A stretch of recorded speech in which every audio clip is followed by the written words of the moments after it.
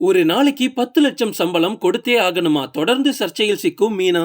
நடிகை மீனா அவங்க ஹஸ்பண்ட் வித்யாசாகர் இறந்ததுல இருந்தே எக்கச்சக்க சர்ச்சைகள்ல தொடர்ந்து சிக்கிக்கிட்டே வராங்க.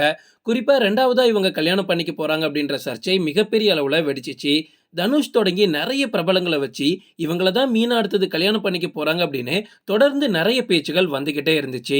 இதனை அடுத்து இப்ப யாருமே எதிர்பார்க்காத அளவுல ஒரு மிகப்பெரிய அரசியல் புள்ளி ஒருத்தங்க கூட மீனாவை சேர்த்து வச்சு பேசுறது ரீசெண்டா சோஷியல் மீடியால ஓடிக்கிட்டு இருக்கு. கடந்த சில நாட்களுக்கு முன்னாடி மத்திய அமைச்சர் எல் முருகன் வீட்டுல பொங்கல் விழாவுல நடிகை மீனா பங்கேற்றது சமூக வலைத்தளங்கள்ல மிகப்பெரிய அளவுல பேசும் பொருளா மாறி இருக்கு.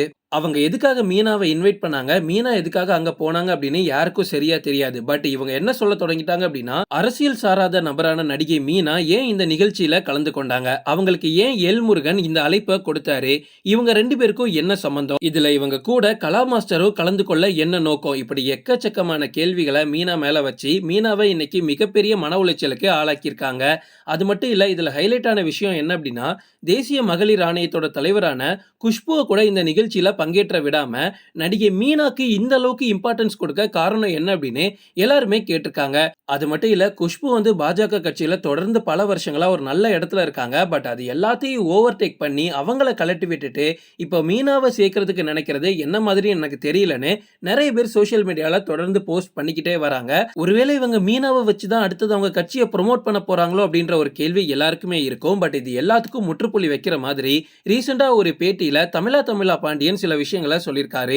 என்ன அப்படின்னா, அரசியல் வட்டாரத்துல இதெல்லாம் சாதாரண விஷயம் தான். அரசியல் சார்ந்த விஷயம் ஒன்ன செய்யும் போது அதுக்கு நடிகைகளையோ இல்ல பிரபலமா இருக்கக்கூடிய ஒரு சினிமா துறையை சேர்ந்த ஒரு நட்சத்திரங்களை இன்வைட் பண்றதுன்றது ஒரு கௌரவமான மக்களோட கவனத்தை ஈர்க்கக்கூடிய ஒரு செயல் தான். இதை இந்த அளவுக்கு இஷ்யூ ஆக்கணும்னு எந்த அவசியமும் கிடையாது.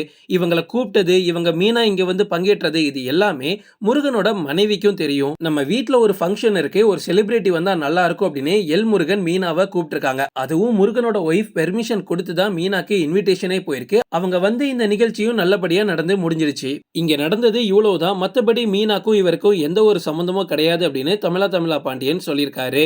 இதுக்காக நடிகை மீனா 10 லட்சம் ரூபாய் வாங்கியிருக்காங்க. நடிகைகள் அப்படின்னாலே இப்படிதான், ஏதாவது ஒரு நிகழ்ச்சியில கலந்து கொள்ளணும் அப்படின்னா அவங்களுக்கு இன்விடேஷன் போகுது அப்படின்னா லட்சக்கணக்கில் அவங்களுக்கு தகுதியான பணத்தை டிமாண்ட் செஞ்சு வாங்கிப்பாங்க. இதே மாதிரி ஏதாவது ஒரு மிகப்பெரிய நிகழ்ச்சிக்கு போனாலுமே அங்கேயும் இப்படிதான், ஒரு நாளைக்கு கண்டிப்பா 10 லட்சம் வாங்குவாங்க. இவங்களோட பிரச்சனை என்ன அப்படின்னா, இந்த பொங்கல் விழாக்கு பிரதமர் மோடி கூட வந்திருந்தாரு. பிஜேபியில அடிப்படை உறுப்பினரா கூட இல்லாத மீனா ஏன் வந்தாங்க அப்படின்றதுதான் கேள்வி. ஏன்னா அங்க குஷ்புவை விட மீனாக்கு தான் அதிக முன்னுரிமை கொடுத்திருந்தாங்க. பட் மீனாக்கு இது ஜஸ்ட் ஒரு பிசினஸ் தான். ஒரு செலிபிரிட்டியா 10 லட்சம் ரூபாய் வாங்கிக்கிட்டு ஒரு ஃபங்க்ஷன்ல வந்து கலந்துருக்காங்க. ஒரு செலிபிரிட்டி அப்படின்னாலே இப்படிதான். இப்ப வெளிநாடுகள்ல ஏதாவது ஒரு ஃபங்க்ஷன் இருக்கு அப்படின்னா ஒரு செலிபிரிட்டியை லட்சக்கணக்கில் டிக்கெட் புக் பண்ணி அவங்களுக்கு ஸ்பெஷல் கிளாஸ் போட்டு தான் கூட்டிட்டே போகணும். அங்க போய் லேண்ட் ஆனதும் BMW கார், ஸ்டார் ஹோட்டல், அங்க அவங்களுக்கு தேவையான செலவுகள், ஷாப்பிங் செய்ய 5 லட்சம் அப்படின்னு எல்லா வசதிகளையுமே ஒரு செலிபிரிட்டிக்கு இவங்க பண்ணி கொடுக்க தான் செய்வாங்க.